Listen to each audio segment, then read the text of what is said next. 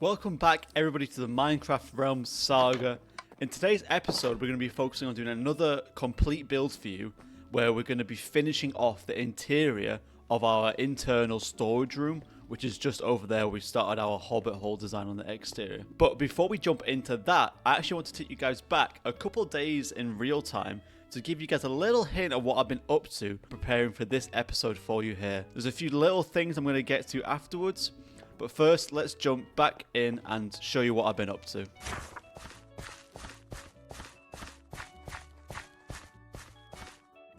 So before I started doing any building on our interior of our storage room, I actually went on quite a little resource run around the north side of our base where we went past Peter's area. Went through a couple mountain ranges and a couple forests, but I actually found, very luckily, a sparse jungle biome, and I gathered around 8 stacks of vines, so now we're fully stocked up for our storage room build.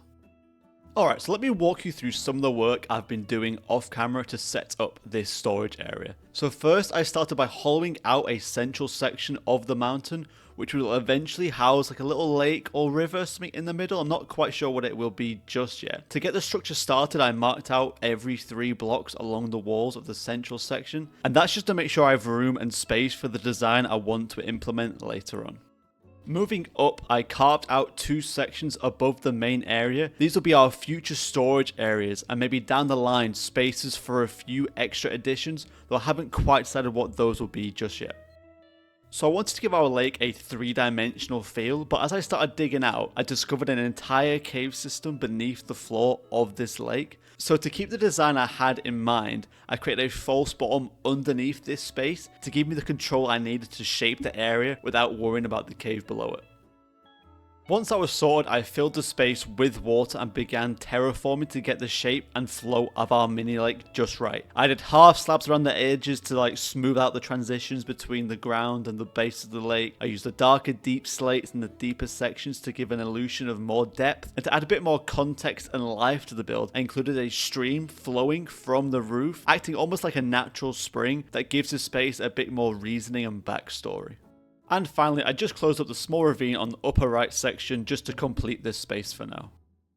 Excellent, so I hope you enjoyed a little catch up. So just in this room, I've added a few more decoration pieces just quickly since last episode. So this here is our gold armor that we got in episode 2, I think it was. Just a little sign here, small beginnings, just a little memento to those early days. And thank you so much to everyone who's been watching along so far and subscribing. I really hope you can stick around in this journey for the long time. And just continuing on from that, we have our silk touch hoe here from episode 2. And then coming here, we've added another little design here. So this is our diamond armor, which we'll be using going forward. It's not enchanted yet because I don't have the levels for it, but I wanted to make it. So I've done and mined some more diamonds and made a few more tools.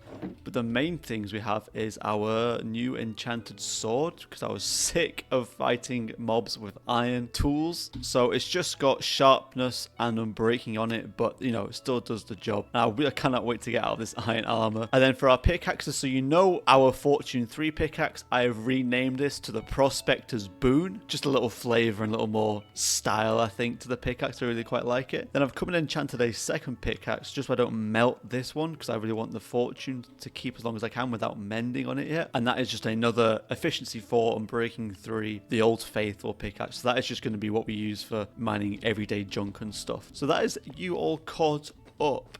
So we're just going to go move straight on and carry on with this storage room build.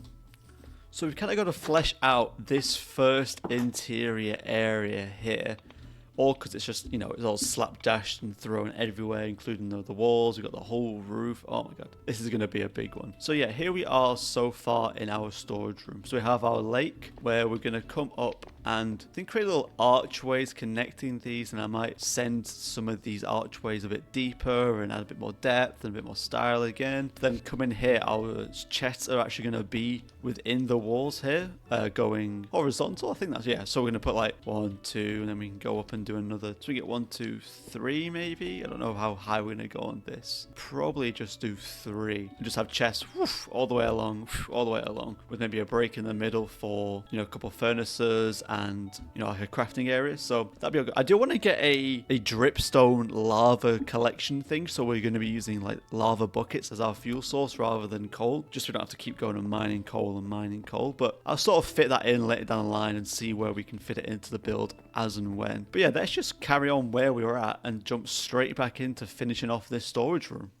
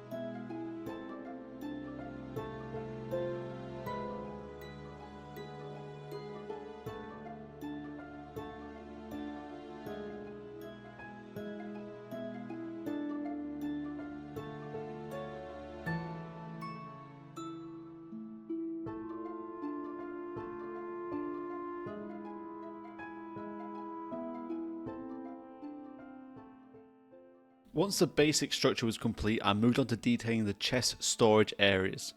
To give the space more character, I actually framed each section with wooden logs, adding like a sturdy and rustic aesthetic to it. I was actually able to move on then and carve out our recesses into each of these areas, ensuring there was plenty of room for both the chest to fit, and so there wasn't a cramped feeling on each of our 2 walkways, keeping the overall design like clean and organised. And then with the framing and the recesses in place, I could actually finally start placing chests in our storage area. This setup actually allows for a total of 90 double chests, so it's offering us more than enough storage for our current needs, but we always do have room to expand, as you can see in this cave area, so potentially endless, but for right now it's definitely more than enough. So with some chests actually in place finally in our storage area, I was able to move all of the junk we have in these random chests thrown about in random which way directions, you know, it was all over the place. So you can see me here going like a madman, organizing the chests into, you know, some sort of organizational like consistency that wasn't really there before. It's still a bit haphazard, and I think in the future I do want to get some item frames, you know, and make it clearer what is in each chest, because only I know right now looking at it, but I kind of like the aesthetic of the item frames and telling you what is in each chest. But right now I'm just kind of throwing stuff into some semi-designated areas. So I'm keeping all my wood together, all my stone blocks together, all my tools and like nature items all together, and like my ores and minerals all together. So that's how I kind of like to do it. But for you, this is like completely up to you and how you prefer to have your storage chests and how you prefer to store items. So yeah. After we'd moved our items, I was able to finally move on and stylize our front door area, which we started way back in episode 2 and 3. And if you remember back then, I wanted to keep that bottom area as deep slate to create an effect that makes the wall look taller from going from a dark block at the bottom to a lighter block at the top. It gives a greater sense of scale in this wall. And this is a good technique to learn actually. It can be used across a variety of different builds, both on internal and external walls. You've even seen me use it in my water, where I've used darker blocks at the bottom of the lake to create a greater sense of depth in that area. Moving on now to my floor, I want to keep it really simple. So I just use simple spruce planks and stripped spruce logs to create a nice wooden floor effect in this entrance area as well. I then moved on to this empty area where I placed a kitchen. With such high walls, I wanted to utilize this height by using a series of cascading shelves, all with decorated items and blocks. Adding this area really added to the homely feel, which the hobbit hole on the outside really alludes to, so I'm really happy with how this area all came together in the end. With us now coming to the end of the core build, I shifted my focus to adding some greenery to really bring the space to life. I've added cascading leaves and vines coming from the ceiling, and they really give the room a sense of character, and adding that overgrown aesthetic that really enhances the atmosphere, and kind of adds that ancient feeling and hidden reclaimed cave aesthetic to the storage room as well. I think adding the leaves to the build at this point really brought the whole project together. I think it really elevated each individual aspect that we'd worked on and brought it together as a whole. Ah, perfect. Another episode, another build complete. So let's go do a final walkthrough and just talk through some of the bits I might not have yet. So here we are, the final version of our storage room. I am so pleased with how it's turned out. So let's just run through the sort of areas and what I'm thinking about each section. So the sort of main area ties into the homely feel of our hobbit hole at the front. We've got our kitchen sort of area here, follows our fireplace that's going to lead into our chimney here. So down this central area, you've got like a flooded little lake cave system sort of idea, combined with the overgrown nature of all the leaves and vines following it. We've got our archways down the middle, give out a little bit extra detail, but it also allows us to have this fence along the side. So let me go up here and have a look. So of course up here we've got a couple little areas just to sneak a few crafting tables in and add a bit more design. And then up here we just have so many chests.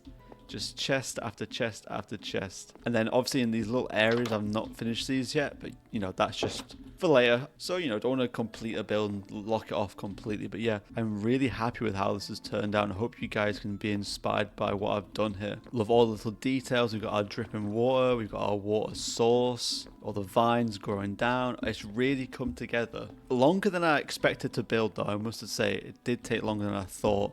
I'm really happy with how this one has turned out, and I can't wait to get into our next project, which I haven't quite figured out yet. But that is actually going to do it for this episode. This was just another complete build of our storage room, getting all these little individual pieces put together so we can move on and do our bigger projects down the line, you know, like Ender Dragon with, you know, you gotta have all these sort of core facilities set up first. I love how all these leaves are really working together, and the vines as well combining with it. So yeah, hope you guys have enjoyed this episode, and I cannot wait to see you in the next one. This has been a really fun one for me. I've actually enjoyed building this so much. I'm happy we've sort of locked off our 3 main projects to start us off here. So yeah, thank you so much for watching. That is everything from me, and I will see you in the next episode.